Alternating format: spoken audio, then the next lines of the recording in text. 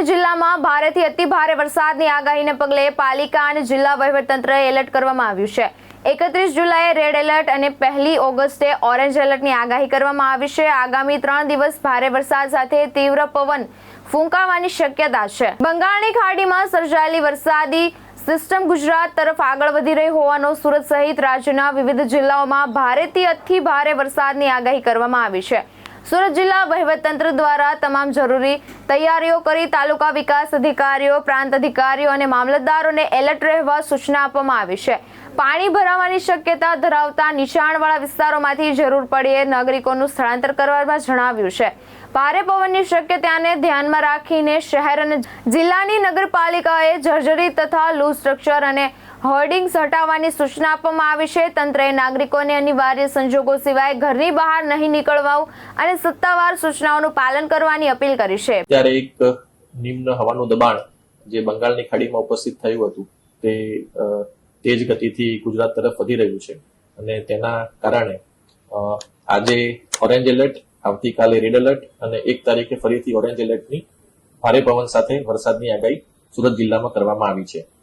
તે સંદર્ભે Surat municipal commissioner દ્વારા તમામ તૈયારી કરી દેવામાં આવી છે। સાથે સાથે જિલ્લાની અંદર જિલ્લા વિકાસ અધિકારી શ્રી દ્વારા પણ તમામ તાલુકા વિકાસ અધિકારીઓને એલર્ટ કરવામાં આવ્યા છે। એ સાથે સાથે પ્રાંત અધિકારી શ્રી અને મામલતદારશ્રીઓને પણ એલર્ટ કરવામાં આવ્યા છે। તે પૈકી નીચાણવાળા વિસ્તારોમાં જ્યાં પાણી ભરાવાની શક્યતા રહે છે ત્યાંથી સ્થળાંતર કરવા માટેની સૂચના આપવામાં આવી છે। સાથે સાથે આ વખતે ભારે પવન પણ સાથે આવવાની શક્યતા છે, તેથી જેટલા પણ લૂઝ સ્ટ્રક્ચર્સ છે તેને પણ ઉતારી દેવા માટે, હોર્ડિંગ્સ ઉતારી દેવા માટે તમામ નગરપાલિકાઓને પણ જાણ કરવામાં આવી છે।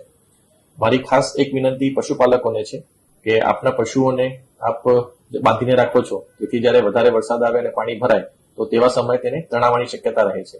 તેથી જ્યારે વધારે વરસાદ આવે અને પાણી ભરાવાની શક્યતા જણાય તો પશુઓને ખુલ્લામાં રાખો, તેમને તાર સાથે કે કોઈ પોલ સાથે બાંધો નહીં, જેથી તે પોતાની રીતે જે સુરક્ષિત જગ્યા છે તે શોધી શકે।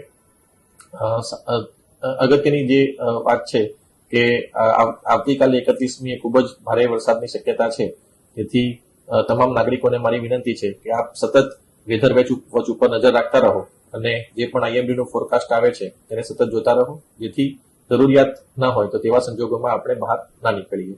એટલે આપણે જે અત્યારે સમગ્ર તંત્ર દ્વારા તમામ તૈયારી કરી દેવામાં આવી છે, પરંતુ નાગરિકોને પણ મારી એ જ વિનંતી છે કે આપ પણ સચેત રહો અને સાવધાની પૂર્વક આપણે આજે 2 દિવસ જે ભારે વરસાદની આગાહી છે તે દરમિયાન કોઈ પણ પ્રકારનો અનિચ્છનીય બનાવ ન બને તેની પણ આપણે સૌ તકેદારી રાખીએ। અત્યારે હાલ આપણે કોઈ જાહેરાત સ્કૂલ અને કોલેજ અથવા એના માટે નથી કરતા, પરંતુ આજે સાંજે જે પ્રમાણે પ્રેડિક્શન ફરીથી આવશે અને જે ફોરકાસ્ટ આવશે તે પ્રમાણે આપણે નિર્ણય કરવામાં આવશે। ભાવેશ ઉપાધ્યાય, દ્રષ્ટિકોણ ન્યૂઝ, સુરત।